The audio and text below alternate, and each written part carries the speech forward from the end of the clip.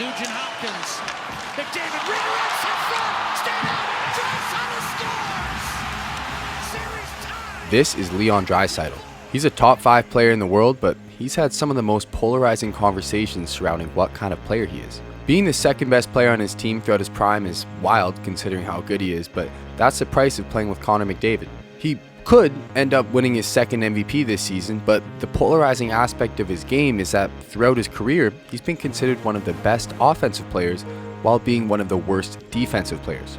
Part of growing up and becoming a winner by traditional hockey terms is getting stronger defensively.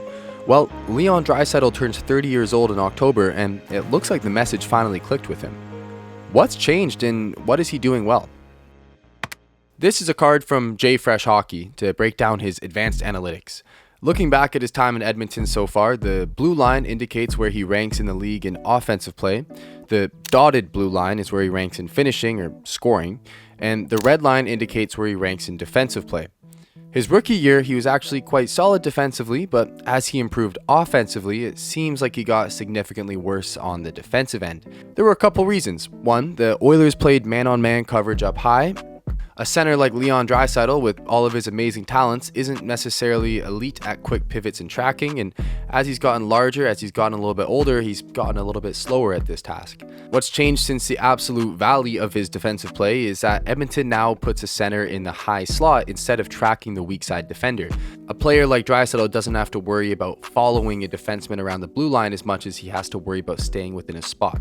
The other conversation point about his defensive game is that he actually got a lot better defensively come playoff time when stakes were higher. The chart from before his timeline in the NHL doesn't account for playoffs, only regular season. Seeing how much better he is in the playoffs defensively without any direct science pointing one way or another, it either means that 1, he does better when he has time to get familiar with the opposing team structures, that's possible, or 2, he tries a little bit harder in the playoffs.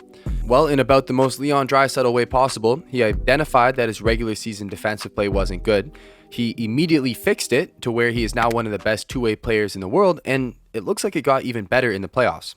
As he circles around the wing, the puck trickles in front of the net into a high-danger spot. Byfield tracks it well, but Draisaitl is one step ahead mentally. He notices that if he tries to possess the puck, Byfield will try to poke it out and give possession back to the Kings, who are entering the offensive zone with fresh legs from a line change. Draisaitl doesn't try to corral the puck as a result. Instead, he waits for Byfield to get close and he chips it around before wheeling, collecting the puck, evading another check, and then creating offense out of the play. He's been battling Byfield all series, and in my opinion, it's actually the best man-on-man duel of the postseason. Earlier in the same game though, Byfield presses Leon into the boards and lets a high winger, Kevin Fiala, collect the puck, entirely focused on removing Draisaitl from the play. And it works. The Kings get a shot out of it. Leon gives him a little slash after the play, but you can see his brain piece together what Byfield wants coming up. Dry waits until the pass gets sent out, he collects it, and starts the breakout. Draisaitl is second among forwards in takeaways over the last 5 seasons. He knows when to be aggressive, when to time the attack, and he also knows when to position the takeaway to put the puck where he'll be able to get to it first. As Fiala and Byfield look to get a late rush chance, Draisaitl is barreling into the zone. He immediately reclaims possession and tries to shoot it out. Unfortunate bounce off a leg of Clark, but he strips it off Fiala again, only to get knocked down in the corner. Sometimes playoff hockey is just aggressive and you can get away with something a little more mean, but that's 2 times he took the puck away from Fiala there. All of these little plays compile into creating a sizable advantage for Edmonton while Leon is on the ice. When there's a puck battle at 5v5 this season, Edmonton wins it nearly 54% of the time when Leon is on the ice. Compared to someone like Jeff Skinner, who in the same context, Edmonton wins at only 47% of the time. Draisaitl's ability to roam a little bit more in the defensive end under the staggered high zone coverage has let his IQ be the highlight. He doesn't need to track players high at the blue line. He has a position more or less near the center of the ice, and he can leave it when necessary or when he sees fit. The theory here is that being an elite defensive player doesn't mean you block every shot or you harass guys until they can't do anything in the offensive zone. Leon generally will let players make their shots, but when he has a chance to break it out the other way, he does it. You get 1 shot and then we get 3. After an early Kings chance, Edmonton wants to break out and get it to Draisaitl. Trevor Moore is playing cat and mouse with Leon's backhand. It helps that Leon is arguably the best backhand passer in hockey, and it's an easy breakout for Edmonton.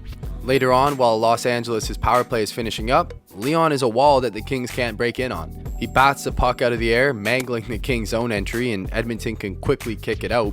They recollect it, but With not enough time on the power play to regroup, they have to try to force an entry. Clark gets tripped up, no call, thank you refs, and as soon as the puck gets onto Leon's stick, it's actually a floaty, weird pass, but makes it to McDavid for the shot attempt. These kind of plays happen about once a shift with Leon. I honestly have about 20 more clips I don't really have a place to share. Draisaitl factored in on every single goal last night in the 4-3 comeback victory for the Oil. Despite that, his defensive game was so good that Hockey Stat Cards has it as the best trait from the game. It even boosted him up to being the second best defensive forward in the postseason according to their model, and the best player in the world overall in the postseason. If you're considering a Hart nomination, maybe consider the fact that he's been doing this all season, and consider the fact that he led the league in goals after missing 11 games. This is a freak season from Draisaitl, and you can pretty easily make the case he had the best season of anyone on Edmonton. If this is a new norm for him, he's the perfect balance that McDavid has been needing. McDavid finally has that elite Selke level center to work behind him. Let's see if this combo can finally get them the chance to lift the Stanley Cup. If you enjoyed this video, please consider joining this channel as a member. It seems like every playoff video is going to be copyright struck, which means I won't be able to do this full time going forward. I'm looking to add new features and benefits, considering member exclusive videos, in-video shoutouts, and shorter player or team specific breakdowns that can be requested. For now, it's just $2. Check it out if you're a fan of the channel. Thank you so much for watching. Draisaitl is winning the Selke. Bye bye.